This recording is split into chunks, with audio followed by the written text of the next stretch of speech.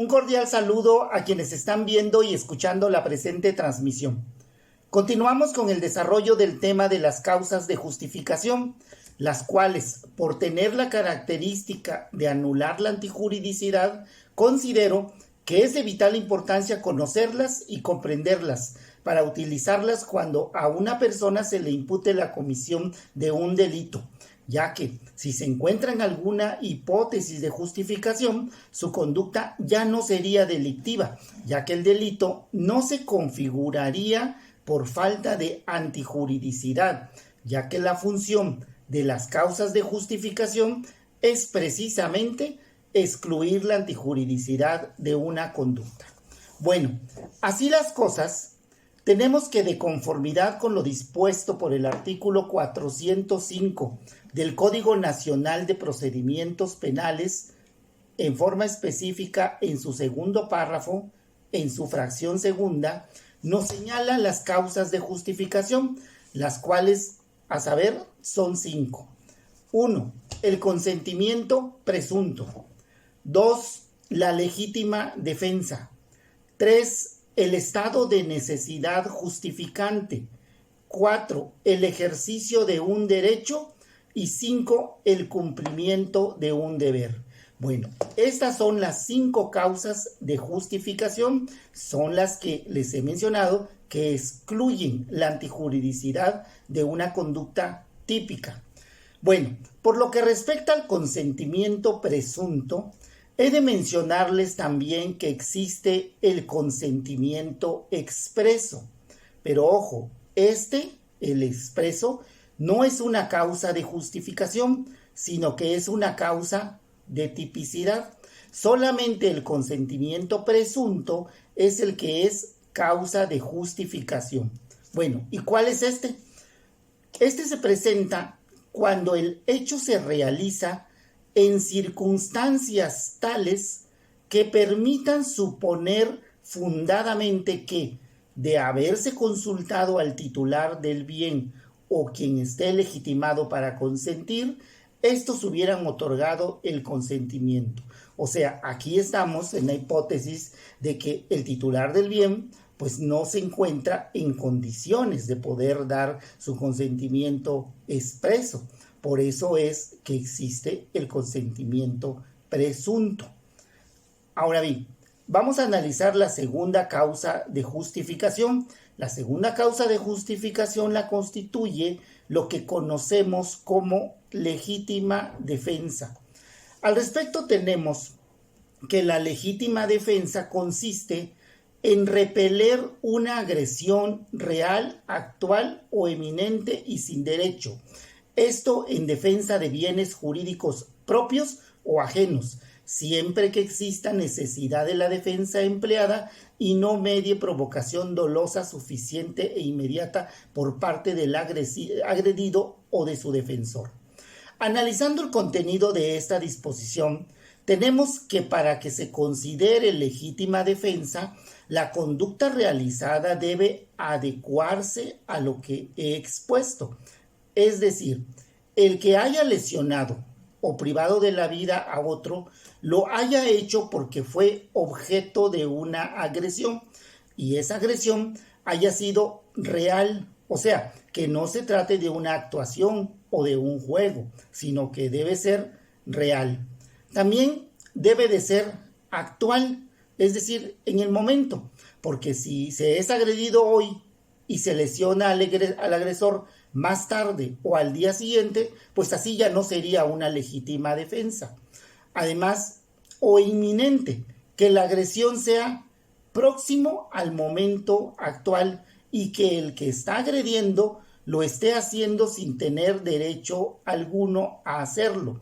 Bueno, también hay que atender que debe existir necesidad de la defensa empleada y que no haya habido provocación dolosa suficiente e inmediata por parte del agredido. O sea, la persona que se defiende no haya dado motivo para que haya sido agredida.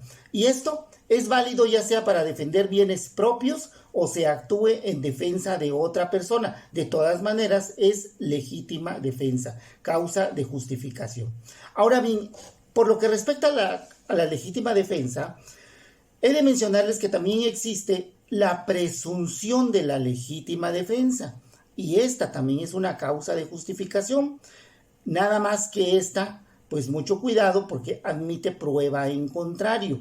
¿Y en qué consiste la presunción de la legítima defensa? La presunción de la legítima defensa se presenta cuando se causa un daño a quien por cualquier medio trate de penetrar o penetre sin derecho al lugar en el que habite el que se defiende, al de su familia o de cualquier persona respecto de las que se tenga la obligación de defender, o sus dependencias o el sitio donde se encuentren bienes propios o ajenos respecto de los que exista la misma obligación. De igual forma, existe presunción de legítima defensa cuando el daño se cause a un intruso al momento de sorprenderlo en alguno de los lugares antes citados en circunstancias tales que revelen la posibilidad de una agresión. Pero ojo, aquí en la presunción hay que tener en cuenta que al ser una presunción admite prueba en contrario, es decir, son admisibles pruebas que pudieran contrariar las circunstancias expuestas. Pero bueno, se trata de una causa de justificación. Estamos en el estudio de ellas y nos vamos a la tercera causa de justificación. Como tercera causa tenemos el estado de necesidad justificante. Les menciono justificante porque existe el estado de necesidad exculpante, pero este no es una causa de justificación, sino que es una causa de inculpabilidad. Solamente el justificante es el que es una causa de justificación y se presenta cuando el activo obra por la necesidad de salvaguardar un bien jurídico propio o ajeno de un peligro real, actual o inminente, no ocasionado dolosamente por el sujeto, lesionando otro bien de menor valor que el salvaguardado, siempre que el peligro no sea evitable por otros medios y el agente no tuviera el deber jurídico de afrontarlo. Ejemplo, si para salvar a una persona de un incendio, el activo rompe una puerta o una ventana de una casa ajena para poder acceder al lugar en donde está la persona que requiere el auxilio o que se encuentra en peligro. Aquí vemos pues que se está lesionando, se está dañando un bien jurídico también, una ventana o una puerta, pero es de menor valor que el bien jurídico que se pretende salvar, que en este caso es una vida. Pues bien, esta causa de justificación se denomina pues estado de necesidad justificante. Vamos ahora con la cuarta causa de justificación. La cuarta causa es el ejercicio de un derecho.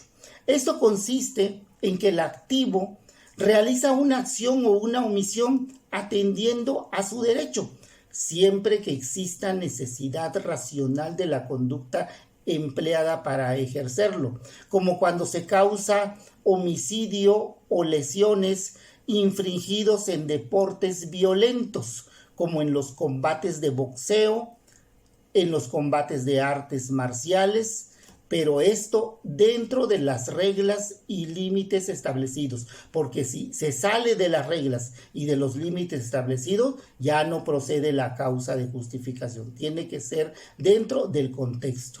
Como quinta causa de justificación tenemos el cumplimiento de un deber.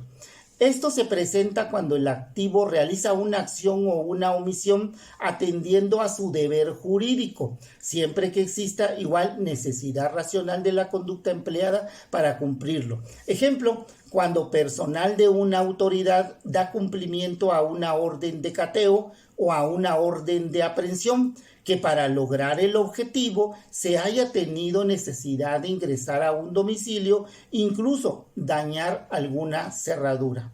De esta forma terminamos con las causas de justificación, resaltando su importancia, que sirven para quitarle la antijuridicidad a una conducta típica.